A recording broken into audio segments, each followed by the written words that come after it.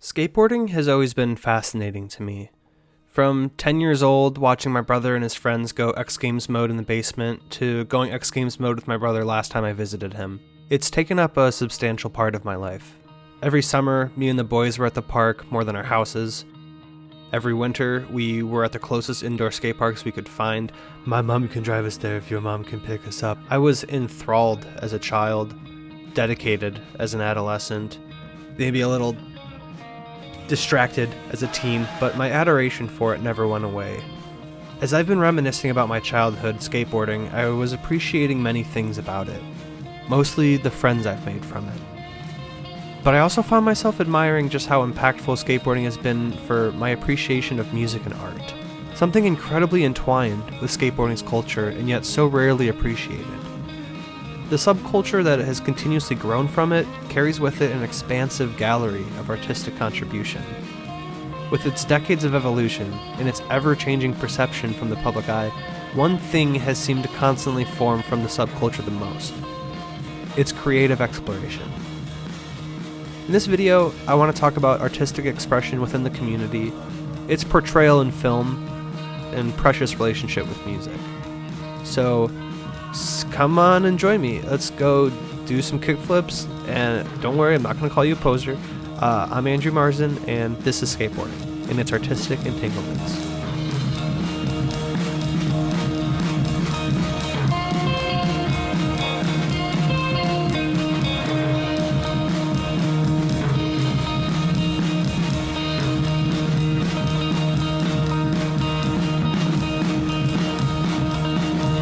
Kind of weird to not have a reason to do something, but just to be following an instinct. But in my opinion, that's what makes good art.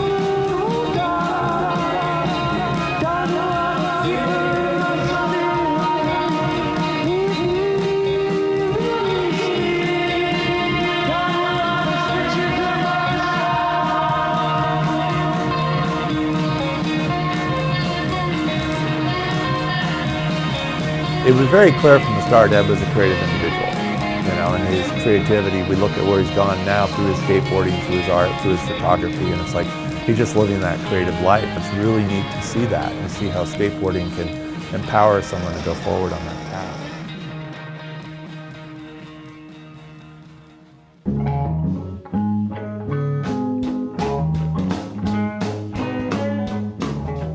path. Something that always stood out to me from a young age was skate videos.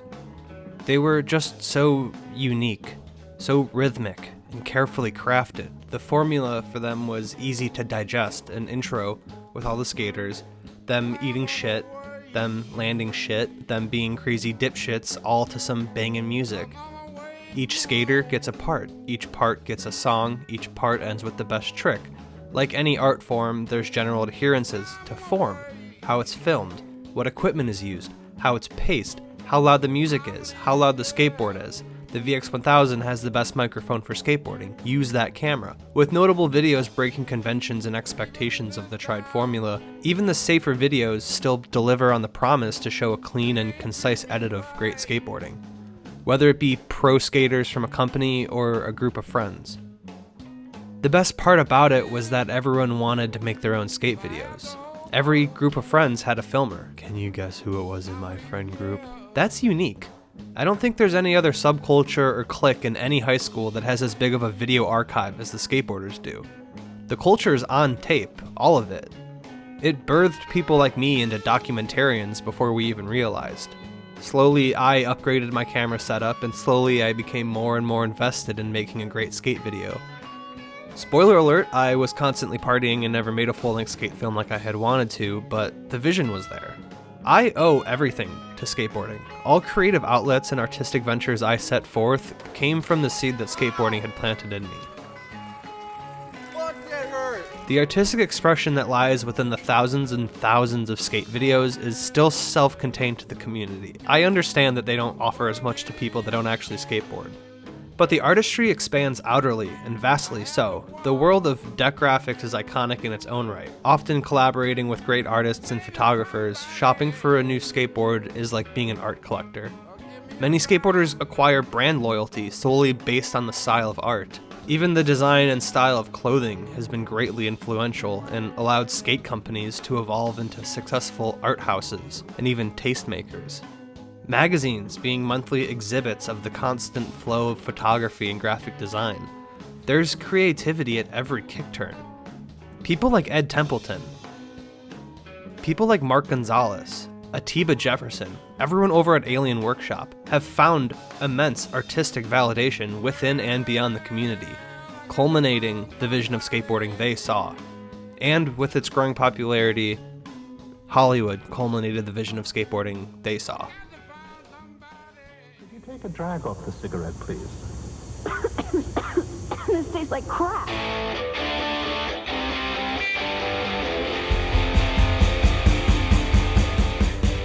Skateboarding has been painted in many different brushes and highlighted in many forms on the silver screen.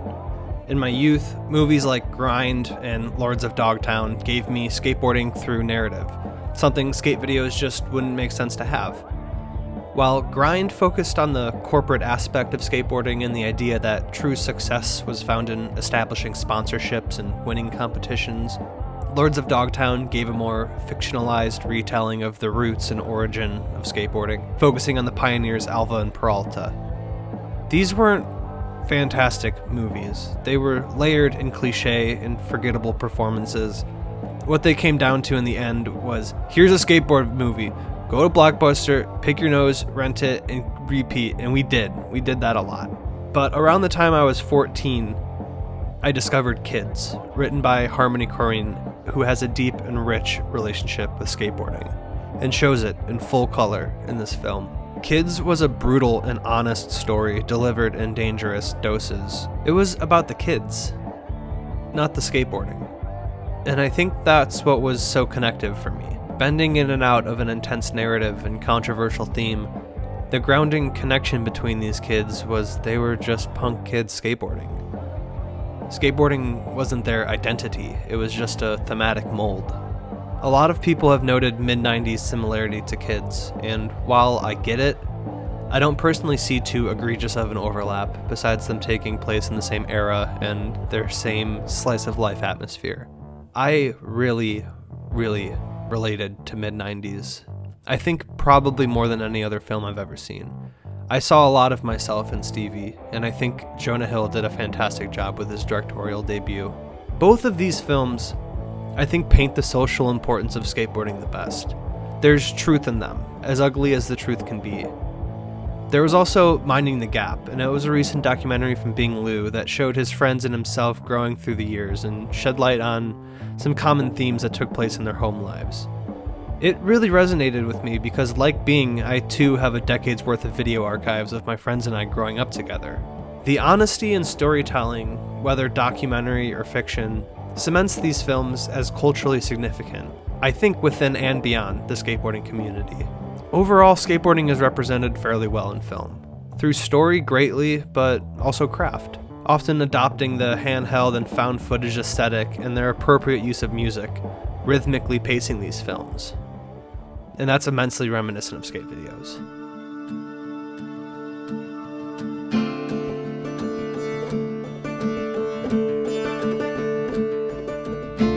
The music featured in the past 30 years of skate videos all have something fairly similar in common. They fucking slap. My music taste was hugely susceptible to these videos. Good and Evil, That's Life, Baker 3, Yeah Right, Fully Flared, Slaughterhouse, Ride the Sky, Origins, Happy Medium, Minefield, Stay Gold, Rock Audio, Sorry, Memory Screen, In Bloom, Mosaic, Round 3, What If, Cold War. I'm not done, but I'll stop for your sake. The music is monumentally iconic in these videos. As Pitchfork contributor Kevin Lozano said, you take a song away from a skate video and some of the magic's lost. Whether it's Animal Collective in Minefield, or Bjork in Yeah Right, or Joy Division in Yeah Right. Yeah Right had a great fucking soundtrack. Bands like the Brian Jonestown Massacre, Black Moth Super Rainbow, Interpol, Le Tigre, Dead Moon, The Smiths, The Cure, Susie and the Banshees, Gang of Four. I'm sorry, this chapter is just me listing shit. All these artists were handed to me on a silver platter when I was a child. I'm not saying I'm cooler than you, I'm just saying I was listening to Patti Smith when I was 8, okay? Animal Collective will forever be one of my favorite bands of all time, and I have Minefield to thank. In the Flowers and My Girls fit perfectly in that video. Summertime Clothes fits perfectly in the Skate 3 soundtrack, because Animal Collective is perfect to skateboard to. It's a match made in heaven, okay? I have the collective taste of the filmers and editors of old skate videos to thank for my music tastes, and I don't even know who these fools are. Music is, without a doubt, the most important piece of this culture's puzzle. It ties everything and everyone together. And Mike V is in Black Flag now, so I don't know. If that's not character development, I don't know what is. I never had